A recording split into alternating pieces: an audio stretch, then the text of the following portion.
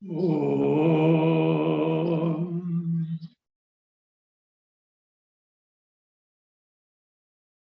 Mukam karoti vachalam pangum langayate girim yat kripatamaham vande paramanandamadhavam sadashiva samarambham shankaracharya madhyamam asmadacharya paryantam vande guru parampara.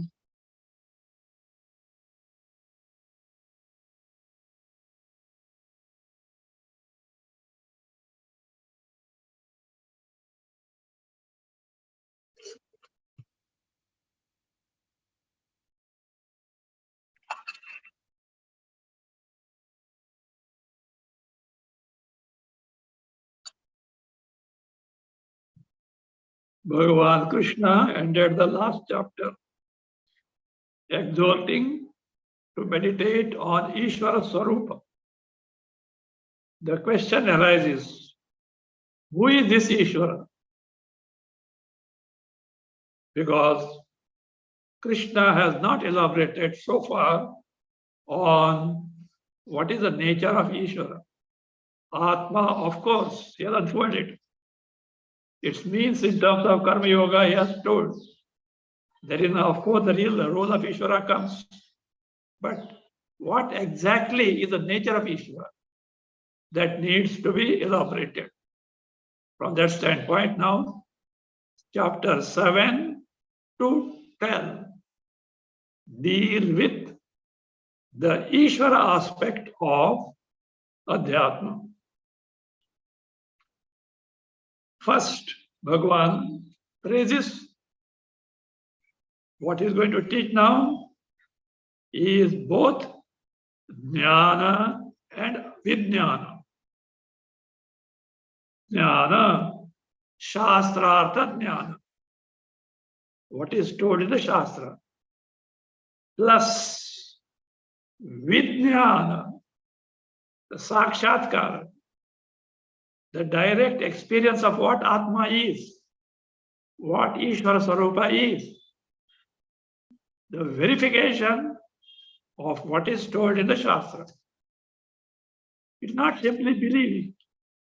No doubt, to begin with, Shraddha is necessary. But the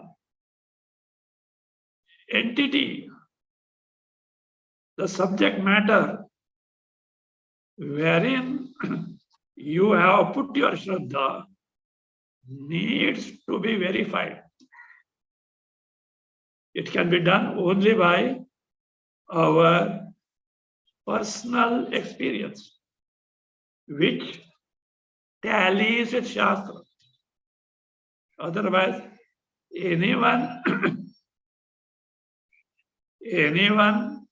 and everyone can claim, I experience like this, and that is Ishvara Atma. No.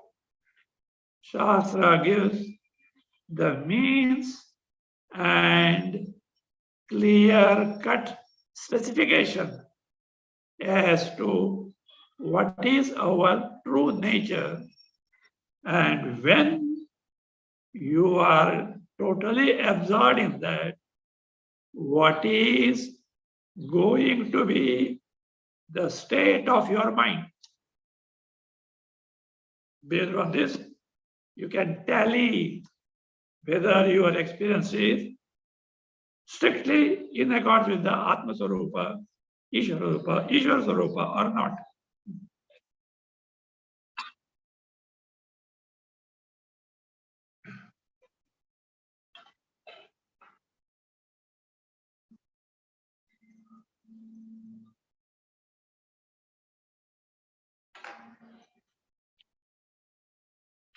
Now, so the two factors that go into the constitution of the Jagat, wherein we can come to know what exactly is the nature of Ishvara. 7th chapter, verse 4 and 5. Bhumirapo nalo vayu kham mano buddhirevaja ahankara iti yamme bhinna prakriti rashtada apareyamitastvanya prakritim viddhi me para jiva bhutama yayedam dharyate jagat.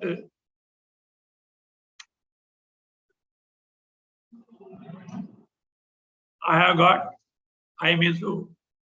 Ishvara, Parameshvara, who creates the Jagat, who sustains the Jagat, who withdraws the Jagat in pralaya. So has got two types of prakritis. You should know this word prakriti used here by Bhagavad in what sense? Literally, prakriti means prakarshena kriti yogyatva. That which has got a very good potential to create something. Otherwise, prakriti is a technical word, which can mean also maya, which also meaning is that, or the unmanifest condition of Jagat before it came into existence, Prakriti. Or Prakriti can also mean the disposition, the software in terms of vasanas based on our past karmalas, which we bring at the time of our birth.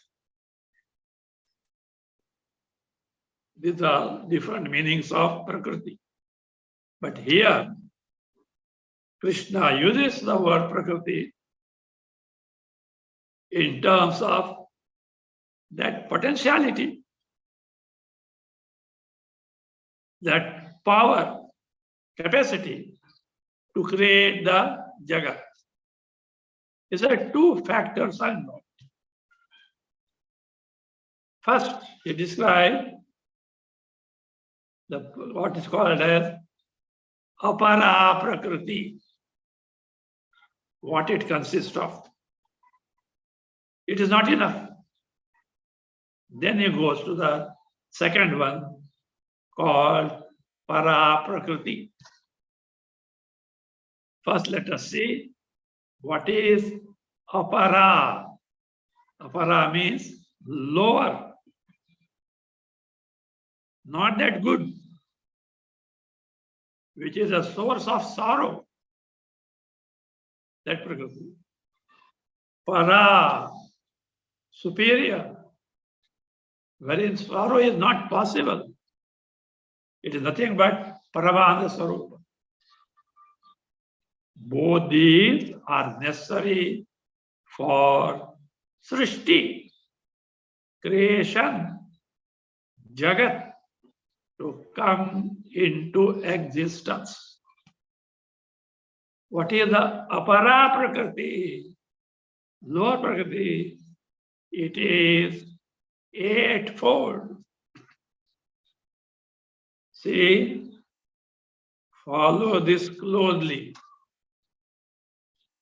You'll find that in the entire cosmos, there is nothing but Ishvara and Ishvara alone.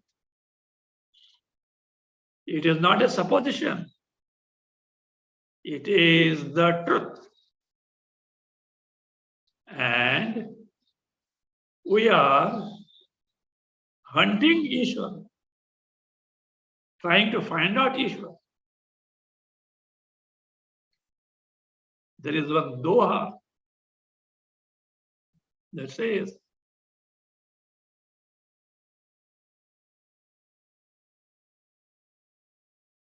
it says that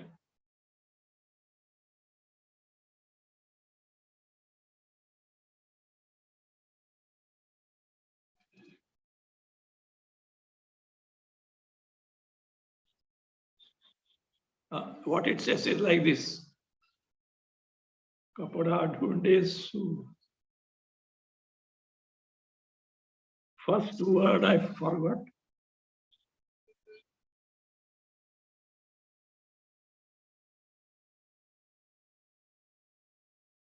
Like this.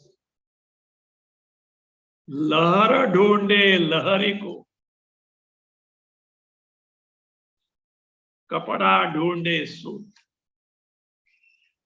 लहरा ढूंढे लहरी को, कपड़ा ढूंढे सूत, जीव ढूंढे ब्रह्म को, तीनों ऊत के ऊत, तीनों ऊत के ऊत। सियावर रामचंद्र की जय। लहरा ढूंढे लहरी को। Lahara is a wave.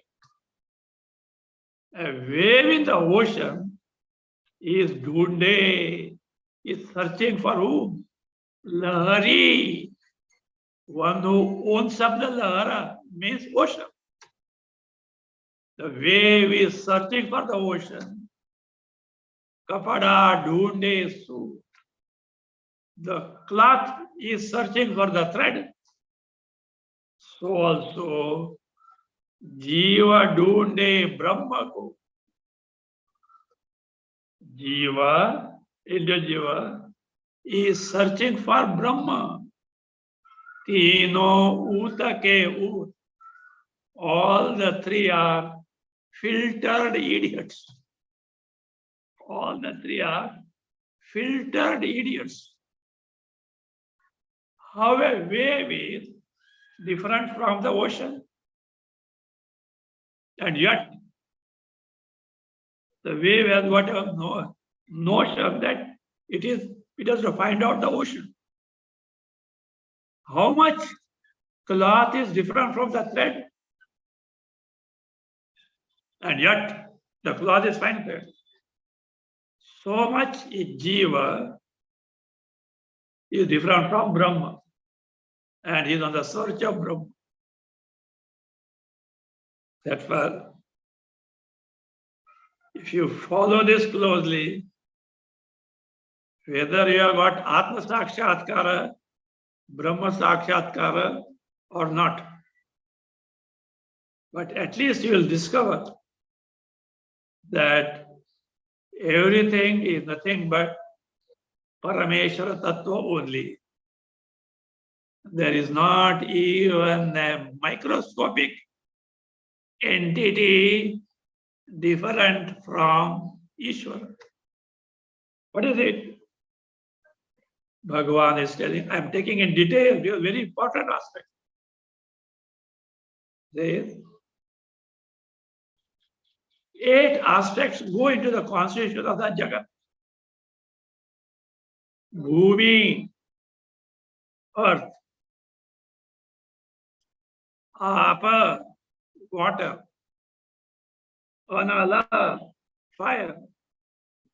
Vayu, air. Kam, space, Akasha. These 5 tanmatras. Tanmatras, in the sense, the 5 nascent elements before Panchikarana, before grossification process. Then Mana. You have to be careful about this with few words. Mana here is not actually the mind. The cause of the mind, Ahankara. In Vedanta, when you say Ahankara, It is not egoism. They translate the ego also. Generally, ego means a person who considers himself to be superior. The arrogant person. No. Ahankara is the fundamental wrong notion that the body, mind, intellect complex is I. I notion. This is first and foremost for everyone to interact with the world. Without I notion in the body, you cannot interact with the world. So that though I am Chaitanya, mistakenly I take the body as I. That ahankara is the cause of mind. So therefore, manaha, by mind, its cause ahankara is taken. Erroneous, I notion. Buddhi, again, buddhi is not intellect. The cause of buddhi, the samashti buddhi, the macrocosmic intellect called Hiranyagarbha. See,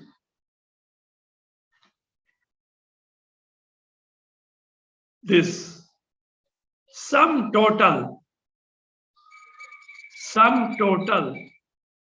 of all buddhis, which includes antakarana, faculties of indriyas, and pranas. That totality level is called Hiranyagarbha. At individual level, at you and me, it is our subtle body where buddhi is predominant functionally. So that buddhi means Hiranyagarbha. Ahankara.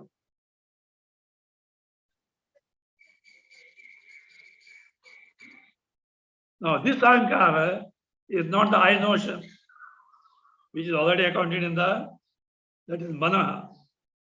This ahankara is the mula prakriti, avidya or maya,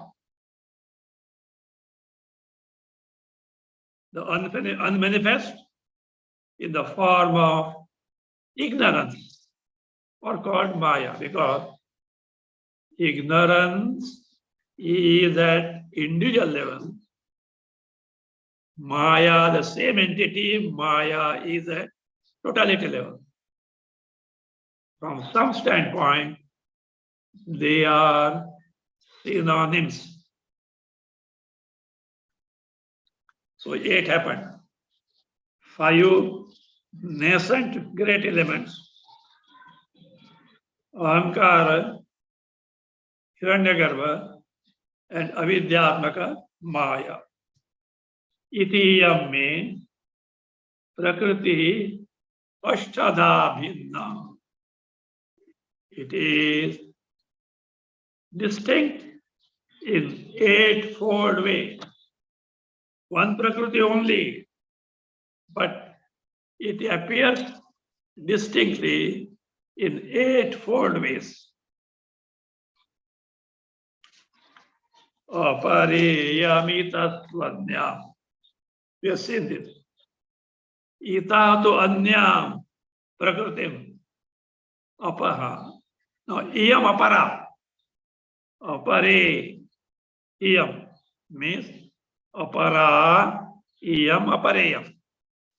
Iyam, Arjuna, the prakriti that I described you now is apara, lower, inferior, because the source of all your sorrows is in this lower prakriti.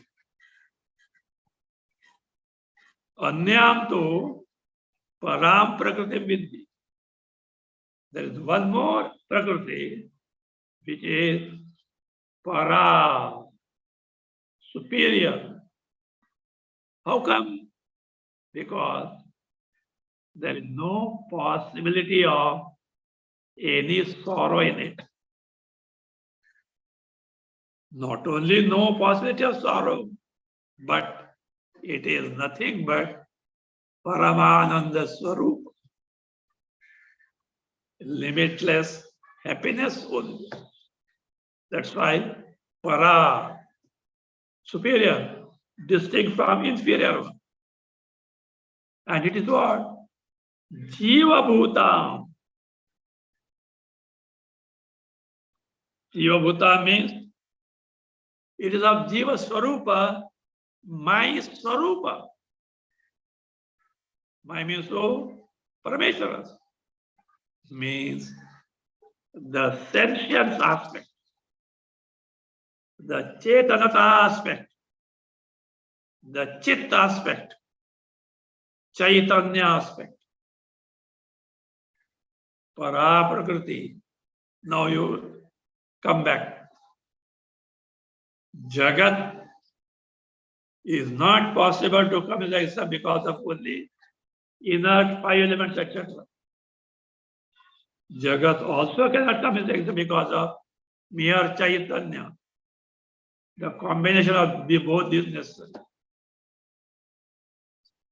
And that Jiva Bhuta Prakriti, Para Prakriti, which is my Swarupa, Yaya Idam Jagat Dharyati.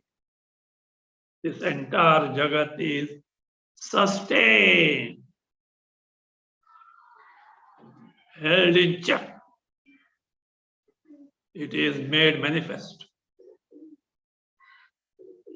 Now this Para Prakriti will be explained in 13th chapter as Kshetrajna. Apara Prakriti will be explained there as Kshetra. And how exactly, precisely, this samsara, sukha dukkhatmaka, comes into existence by sayoga, association in terms of identification between kshetra and kshetrajna, or apara prakriti or para prakriti, will be described in detail. How we, being Paramananda Swarupa, get subject to calamitous samsara is because of unholy identification between Kshetra, Jiva Bhuta, my Swarupa, and no, Kshetrajna. Kshetrajna, the Jiva Bhuta Swarupa, and Kshetra, the inert aspect. This will be here Bhagavan has intended. And he is going to point out these are the two causes which gave rise to creation. Thereafter, there are many other things to tell immediately. So explanation is kept in abeyance until 13th chapter comes. Etad yonini bhutani sarvani tyupadaraya aham krishnasya jagata prabhava pralayastata. Bhutani, all beings and objects, entire creation, etad yonini, have got these two, apara prakriti, para prakriti, and their yoni as their cause. and thereby aham, me, Parameshwara, becomes the cause of Srishti, Prabhava, also its pralaya, destruction. In me, Srishti comes, in me, Srishti emerges back. They come and go in me. Everything is me, Parameshwara, and Parameshwara only. If you want to test, come on, find out. Even and most least insignificant entity, you'll find that in that apara prakriti, bhumira, aponala, etc. is there, and chitta aspect, sensuous aspect. Inert aspect corresponds to apara prakriti, sensuous aspect corresponds to para prakriti. Without these two, no object or no being can come into existence. If that is the truth, where are we going to search for Ishvara? All that is there is what? Ishvara and Ishvara alone. There is nothing other than Ishvara. This is not brainwashing, please. This is the highest truth declared by Upanishads. Bhagavan Krishna is telling the same thing in simple words.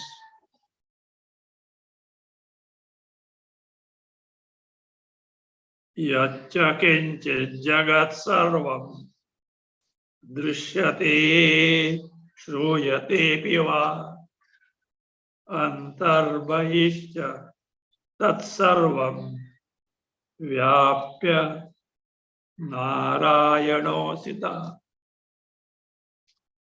Whatever you hear, whatever you see, whatever you perceive in and out of this world, Vyapya Narayana Sada. The Parameshwara is pervading inside and outside. There is nothing other than this. For us, entire Srishti is holy because it is divinity principle manifestly available. But we have to discover its true nature so that we can get freed from this calamitous samsara once forever, never to return. But our problem is we don't know that there is calamitous samsara. We think we are cozy, like the parrot in the cage. It thinks it's happy because timely food is given. Children come and they sport with it. It's something great. But it knows not what is freedom. And it is so habituated to the cage. Even if you open it, it will not fly away. Like that, we engage in this body, mind, intellect complex, getting little crumbs of joy here and there, with some tappad also. Think this is okay. We can little improve it for betterment, thinking that there is nothing higher at all. Such people needs to be whipped to think properly. See, in life, many blows come, many thappads come, many calamities come, many sorrows come. They are all whipping by Ishvara to make us think properly. My dear, you are not a slave of this sorrowful cage, samsara. You are the Paramananda Swarupa. But inquire properly.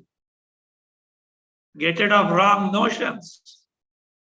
Discover what you are in reality. It is not just your birthright. It is you, please. It is you what you are. And none other than you yourself is denying your limitless happiness nature to yourself. Please think, think, think. Krishna is going to help us, but inquiry has to be ours. Krishna will not carry us like a pony. He cannot do that. We have to do ourselves. So, entire Srishti is centered in these two. Apara Prakriti, Para Prakriti. And that is why me, Parameshwara, who is wielding this Prakriti, Apara Prakriti, is the source of this Jagat, the resort of this Jagat when destroyed.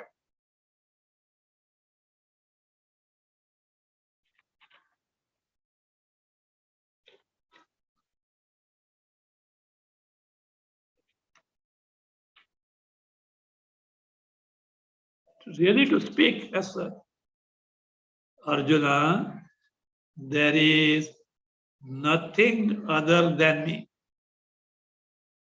Matta parataram nanyat kinchidasti dhananjaya mai sarvamidam protam sutre maniganaiva.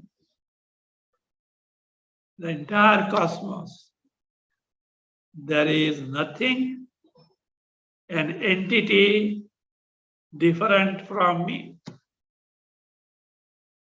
Entire Jagat comprising objects and beings is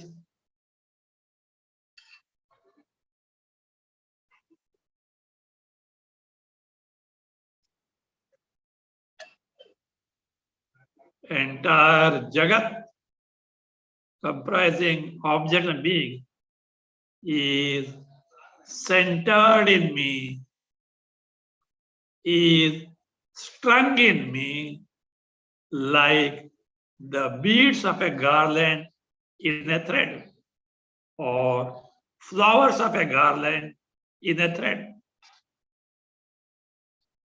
How all these are held in check by one thread running in and through all beads or flowers of that garland. So entire cosmos is strung in me, Parameshwara.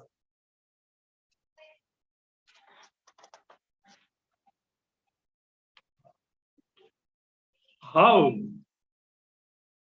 entire Jagat is strung in me is going to be elaborated by giving few samples.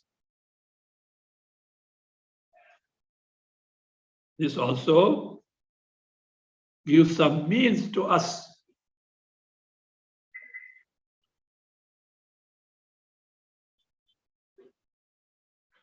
So means to us to appreciate the presence of Ishvara Tattva, glaringly available in certain places. Everything is Ishvara Tattva, but wherein its glorious manifestation there, that can be appreciated by this. Says, Raso hamapsu kaunteya prabhasmi swashishuryayo pranava sarva vedeshu shabda ke paurusham drishu.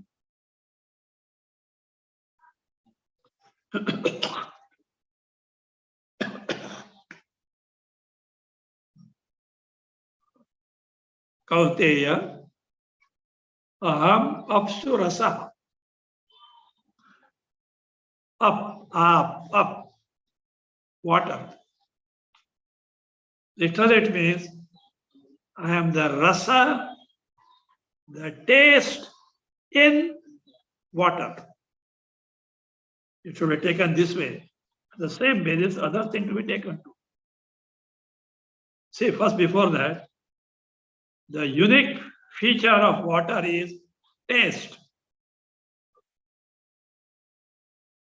Fundamental taste,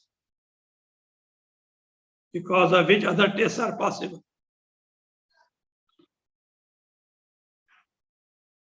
Chemistry describes water as tasteless and odorless. We are not talking of that. We are talking of that liquidity, because of which all tastes are possible. See, if you are on your dry, parched tongue, a piece of candy is kept, you can't know its taste. You have to gather saliva, use water. Then you get, oh, it is sweet. That fundamental taste, because of which other tastes are possible. It is the water. So Krishna says like this, I am the taste in the water. It has taken this way.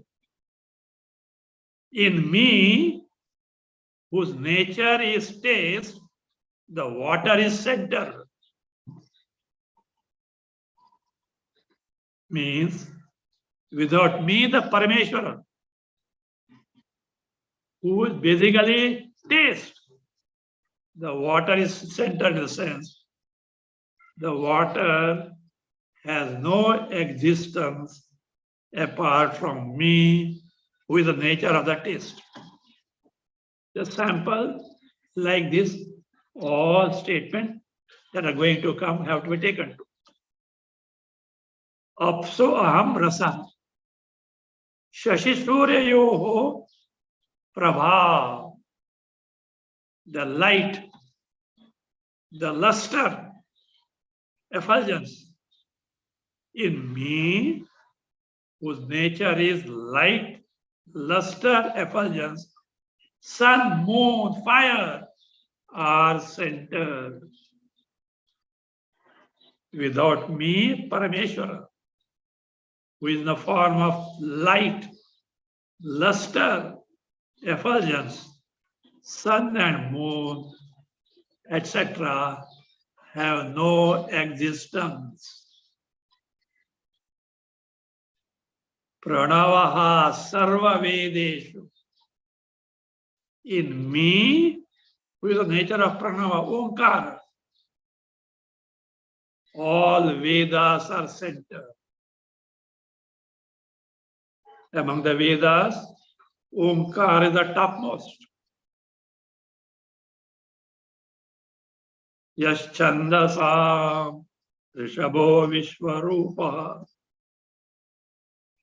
The one who outstands in the entire Vedas is Omkara, Pranav. In me, Paramatma, with the nature of Omkara, all Vedas are centered. Paurusham Drushu. Paurusha. Here, Paurusha is not masculine the gender or gender. Drushu, among humans. Paurusham means that masculineness. It can be in a woman also. For example, Jhansi ki Rani Lakshmibai, Ahilyabai Holkar, ladies, but what bold, how bold they were. So among those who have got such disposition, that masculine disposition is me, in which such people are centered. Punyo gandha prativyam cha tejaschasmi bhavasau jivanam sarva bhuteshu tapaschasmi tapassu. In earth, I am the fragrant odor, means fragrant smell is the unique feature of earth. In me, of the nature of fragrant smell, earth is centered. Vibhavasau tejasmi, I am brilliance in fire, means in me, whose nature is brilliance, fire is centered, fire gets existence. Sarva bhuteshu jivanam. In all beings, jivanam, that essence of the assimilated food, whereby living beings survive. That is me. In me, of the nature, of the essence of the food, all beings are centered. Tapasvishu tapa. In those who are ascetics, I am that tapas, ascetic practice. In me, whose nature is ascetic practice, all are tapasvis are centered. You see a tapasvi, you can remember Parameshwar in the form of tapas, ascetic practice.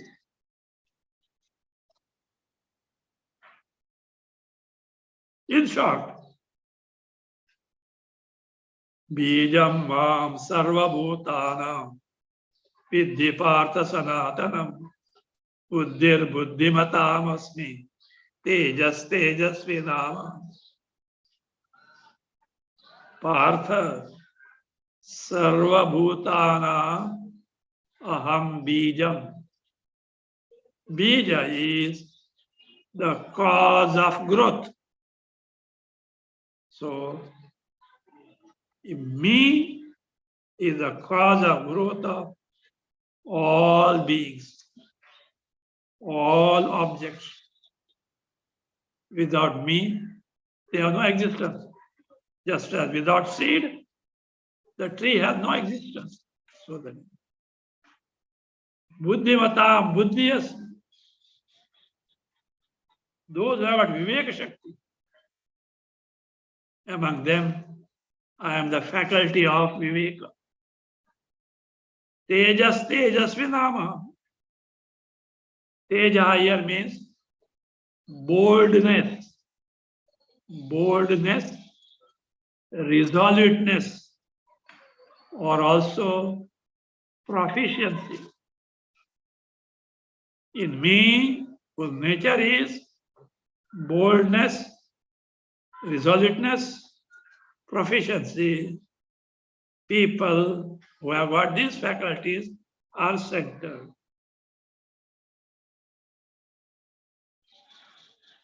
Balam balavatam chasmi kamaraga vivarjitam.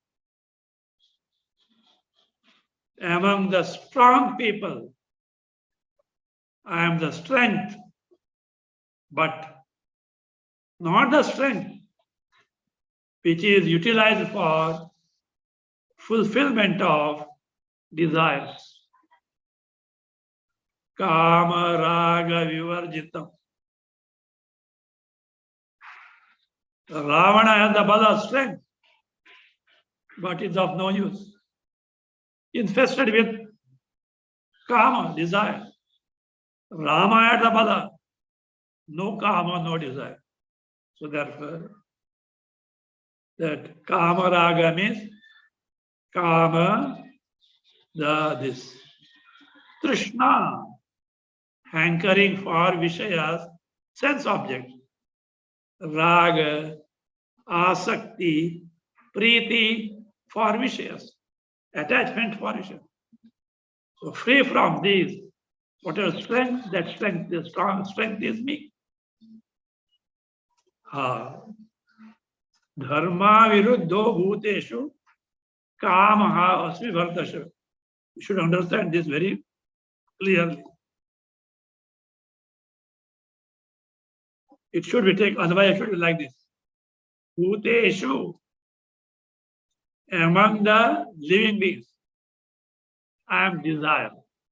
What type of desire?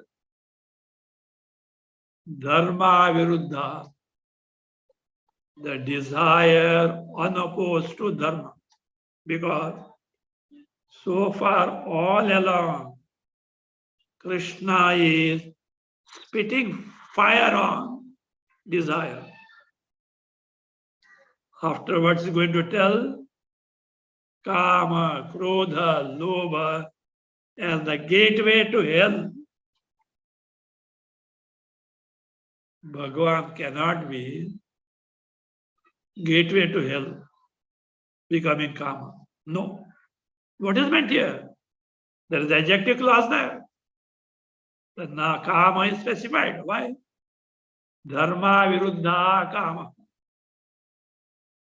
The desire unopposed to dharma means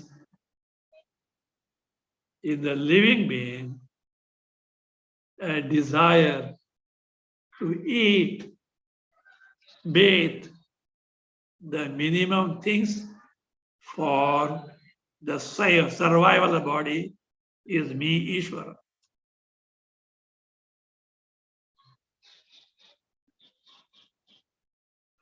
This topic Bhashyakara has not discussed here. But in Chandogya, there is a context. When Atma, Brahma is described as Sarva Kamaha, Sarva Karma, etc. Literally, it means Atma is the one to whom all desires belong. Atma is the one to whom all karmas belong. There the Bhashyakara says it should not be taken literally. What is meant is Atma is the one to whom all good desires belong. Atma is the one to whom all, what is that? Good karmas belong. And it doesn't mean Atma is karma, Atma is desire. There a doubt is raised.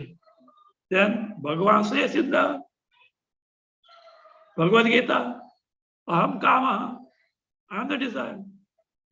There Bhashyakara points out, look,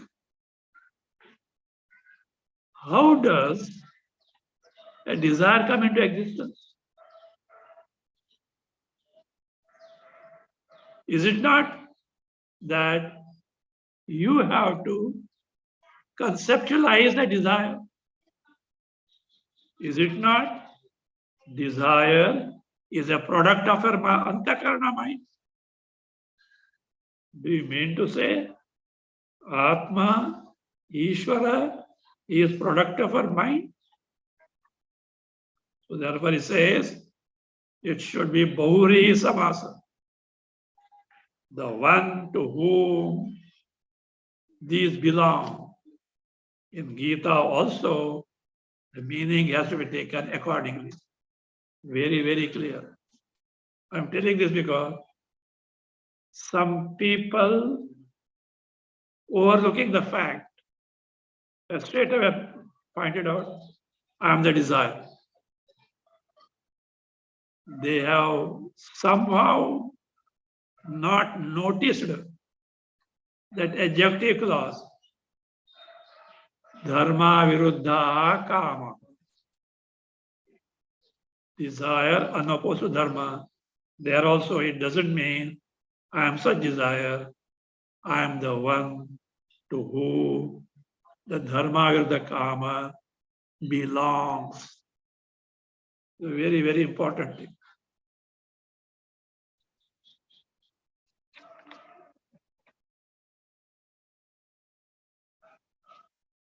In short, all entities, all beings, which are sattvic, product of sattva-guna, rajasic, product of rajoguna, tamasic, product of tamoguna, all belong to me only. They have no existence apart from me. Echaiva satvika bhava rajasas tamasasi matta eviti tan vidhi natu aham teshu temai. All these are centered in me in the sense they depend on me. I am not centered in them. I am not dependent on them. Me, Atma, Parameshwara, is independent of entire Srishti. Whereas entire Srishti depends on me, Chaitanya Rupa Atma, called Parameshwara, from the standpoint of the Jagat. This is the truth. But unfortunately, carried away by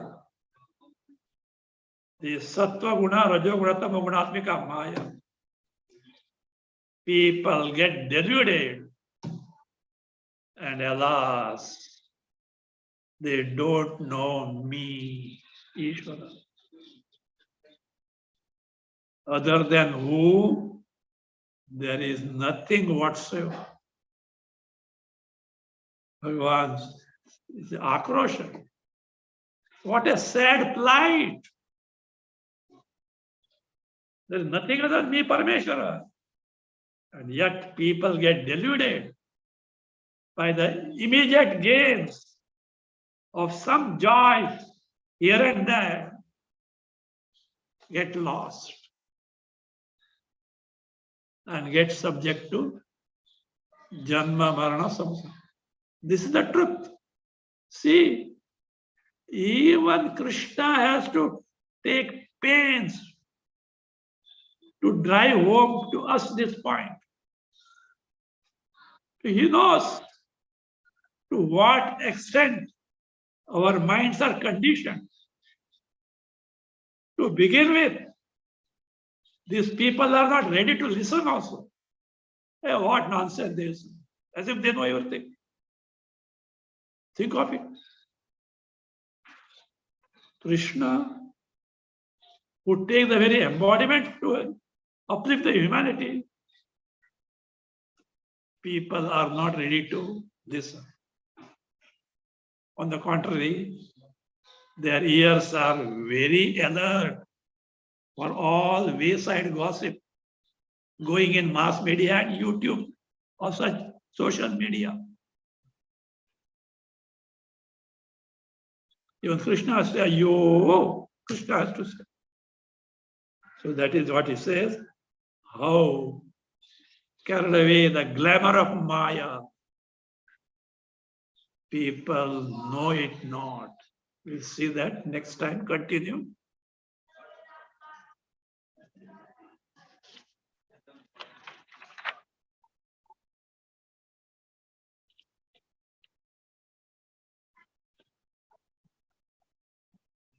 Now,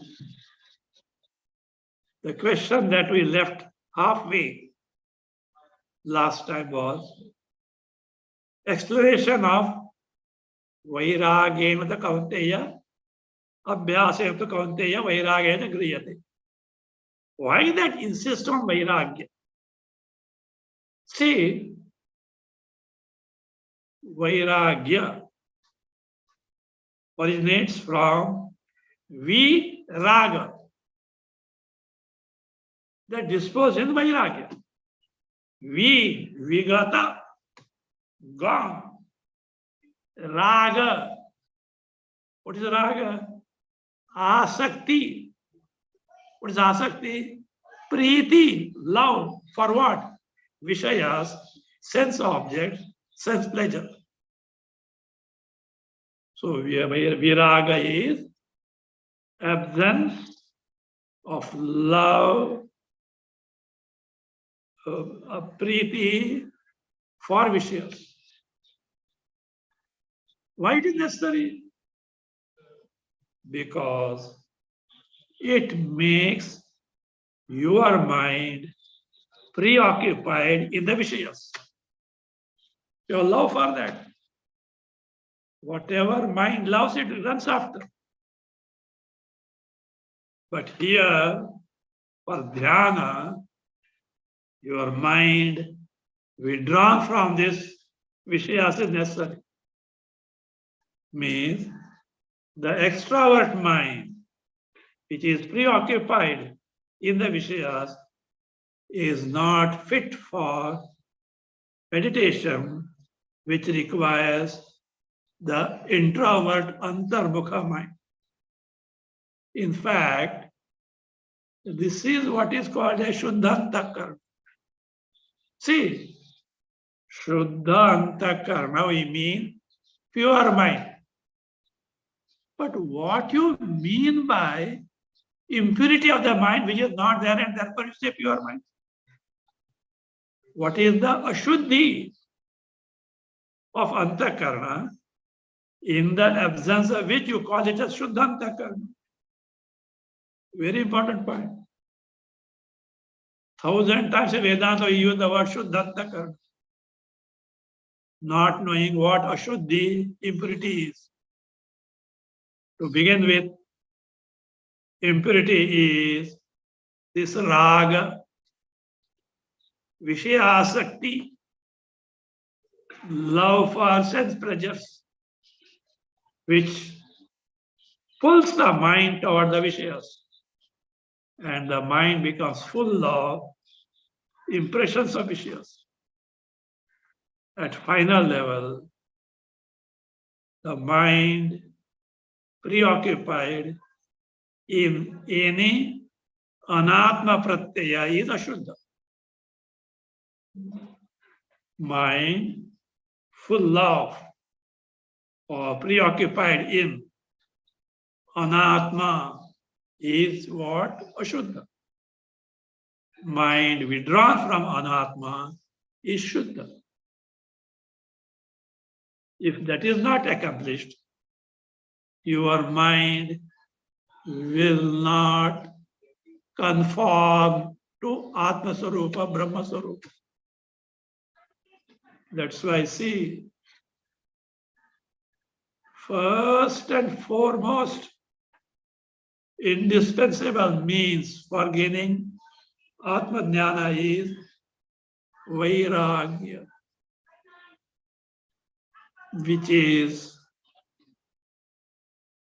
like a red rag to a bull to us. The moment Vairagya, all will listen carefully Vedanta. The moment Vairagya comes, they will run away. Therefore, nowadays, those who dance to the gallery, they will not highlight Vairagya. Even if taken to some palatable way, they will put. Because people will run away. You can't compromise. That mind is not, that mind is foul. It cannot take the knowledge of Atma. If you are serious about it. So that's why the Vairagya is a great importance. The next question is, can you please elaborate more on meditation, dhyana? A request for elaboration on dhyana or meditation. Nowadays, meditation has become a big money spinning business. Many things are going on in the name of meditation. Maybe they give some peace of mind, etc.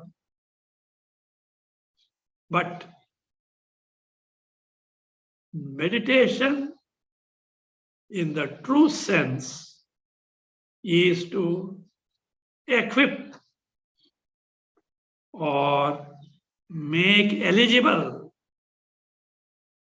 your mind to experience what Atma in reality is, what Paramatma in reality is, what I am in reality, for its direct verification, what is called as Vijnana, Atma Sakshatkara, Brahma Sakshat.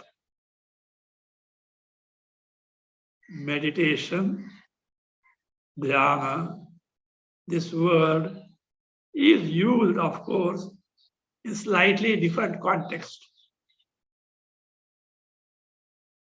To some extent, some people describe even japa, japa will come to that, as meditation. There are others called upasanas.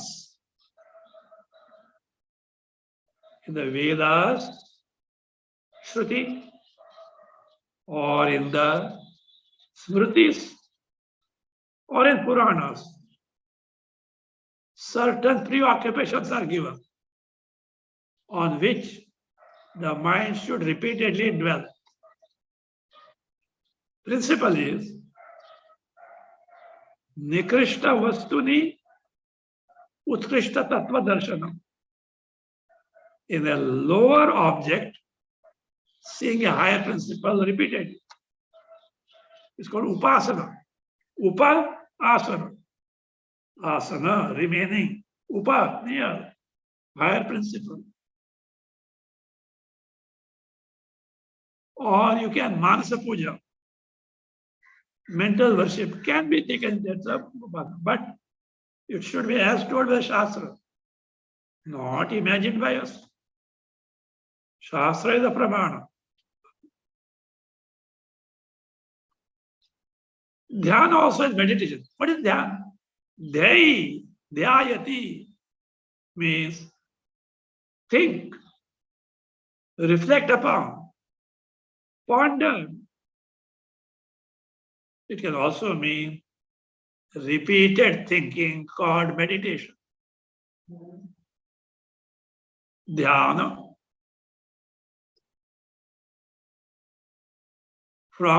There is one more thing, it's called Nididhyasana. Nididhyasana also is dhyana. It is much more intense. Dhyayi, from that, a desiderative verb called sannanta, to desire to do something, is made nidhyasati. To this nidhyasa, a suffix which makes the verb into, which transforms the verb into noun is put, either what grind or lift. If you grind, you put nidhyasa. Let you put dhyasana, didhyasanam, to which you add nis. This is the said ni prefix. Nididhyasa or nididhyasana means intense meditation, intense contemplation. By practice in Vedanta, nididhyasana, the word is reserved for meditation on Nirguna Brahma. Dhyana word also is used for that. But dhyana word is used also for meditation on Saguna Brahma, Ishvara, Brahma with form. These are the some varieties of so-called meditation. Next time, we'll take the relevance of japa, and then proceed with the dhyana, nididhyasana.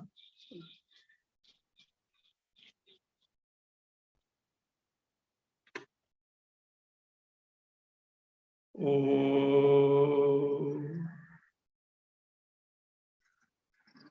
Om. Samastaloka Sukhino Bhavantu. Om. Shanti. Shanti. Shanti.